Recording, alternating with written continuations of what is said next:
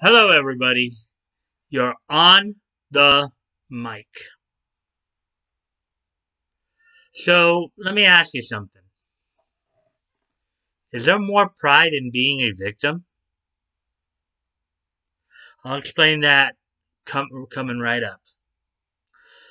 So, yesterday, as I was, as I was watching some of the subscriptions I have, this case most notably Tug's one of Tug's videos from yesterday.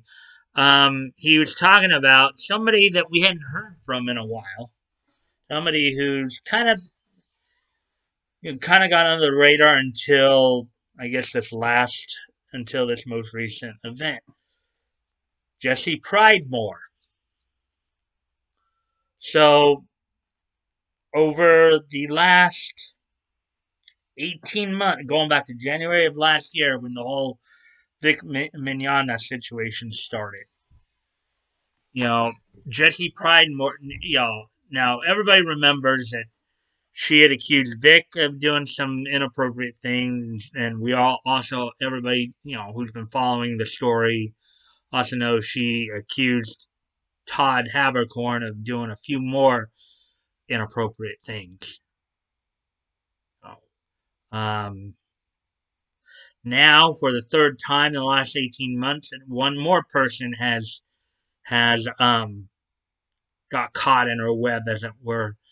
Um, this is more from the gaming community. Obviously, I'm not as much of a gamer, but she has now accused Shane DeFreest. Some of you may know who he is from if you're a gamer. Tug talked a little bit about him. But she has now accused him of taking advantage of her.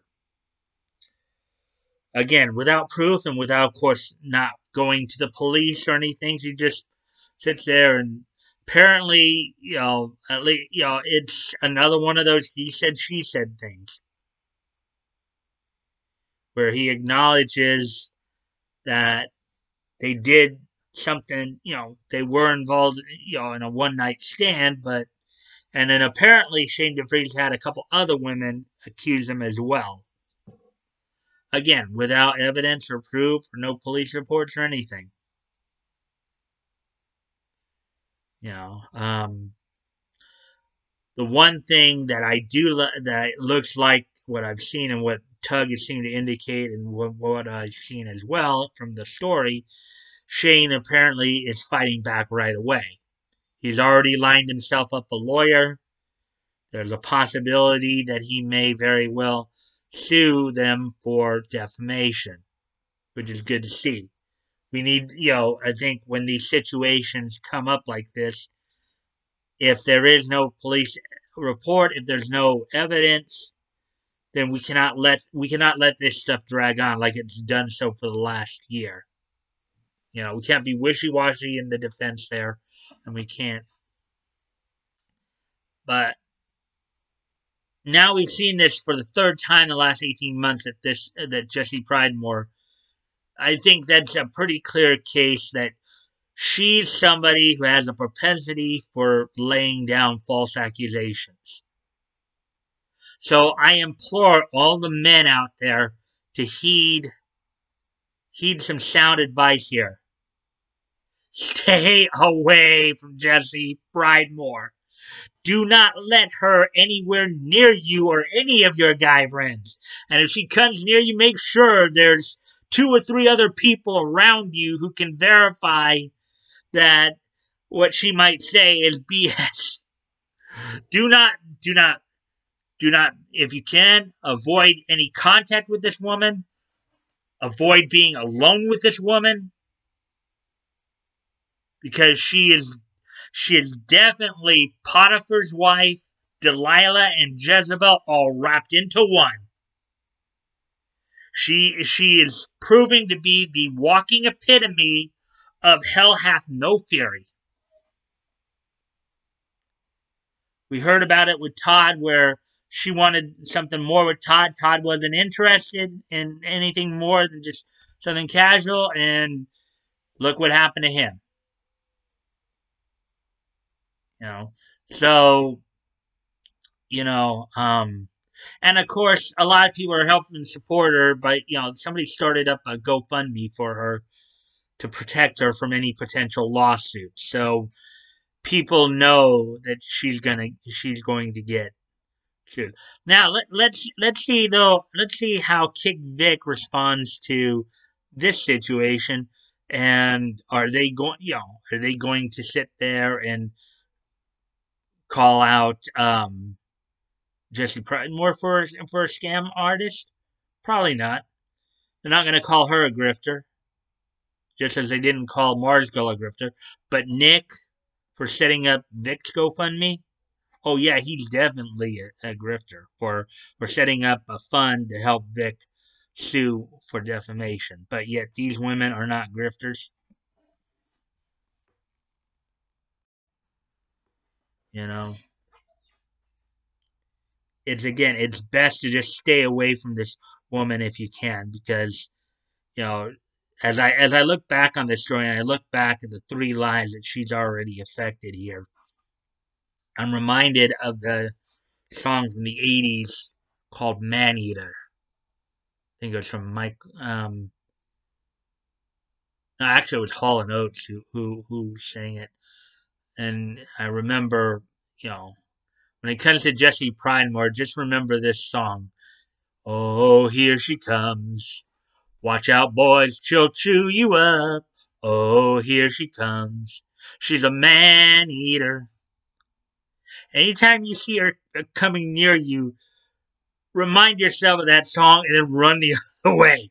Do not let her anywhere near you. And if she happens to get near you, make sure there are 2 or 3 other people around you who can testify to the fact that you didn't do anything. Do not let her get anywhere near you. Do not be alone with this woman.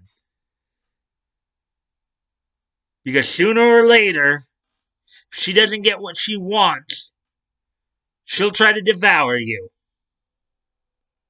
Just like Potiphar's wife, just like Delilah, just like Jezebel. So that's about as much as I can. I'll probably have to say on that. Just feel I give some sound advice in dealing with this woman. If you can, avoid her at all costs. Don't even touch her with a 10-foot pole. Don't give her the chance to try to pull this baloney on you. So with that out of the way, now let's try to look back on some happier stuff. Something more positive. Now that we got the main hardline news out of the way there, let's look back in time here. I've only got a couple days. Today is July the 2nd, 2020. So let's look back on this date in Nietzsche history.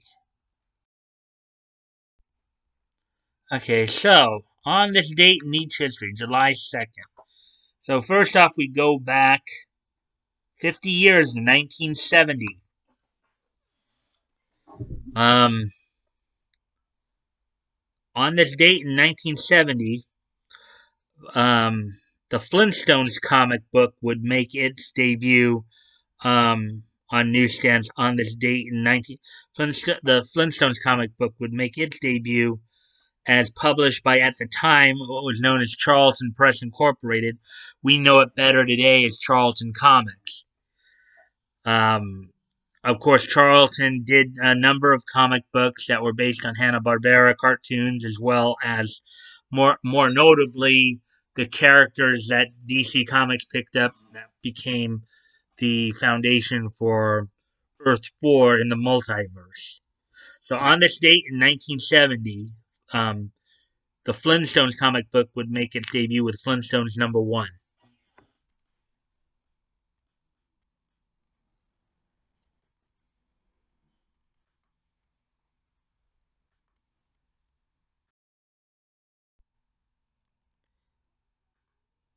And now for the second, now moving ahead in time a bit here. On this date in 2002, the anim.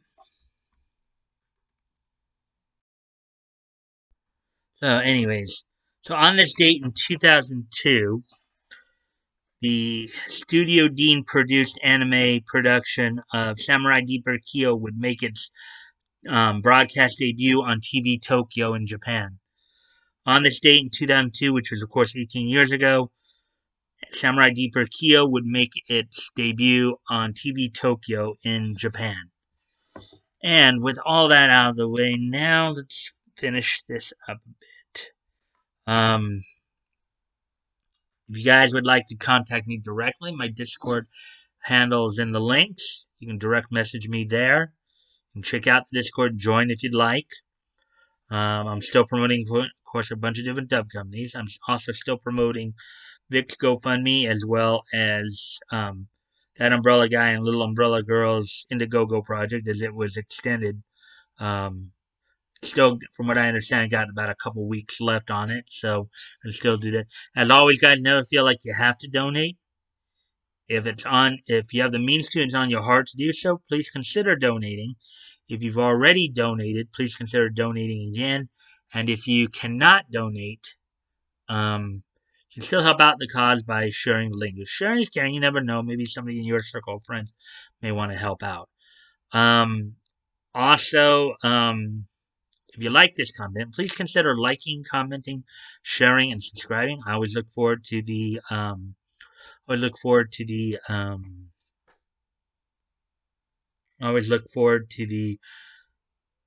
conversations with you guys, as long as they're civil and respectful. And don't forget, first off, don't forget Friday, tomorrow, which is Friday, at 5 o'clock is the next VA profile premiere, which this week I'll be focusing in on Calgary-based voice actress Meredith Taylor Perry. So hopefully you guys will drop by and check that out. And also on Sunday will be my second trial stream. I'm pretty much about decided on what I'm going to talk about with that. So, on that stream. So be looking for that. I hope to see you guys at both the premiere and the stream. And with that, I will see you all tomorrow. Bye.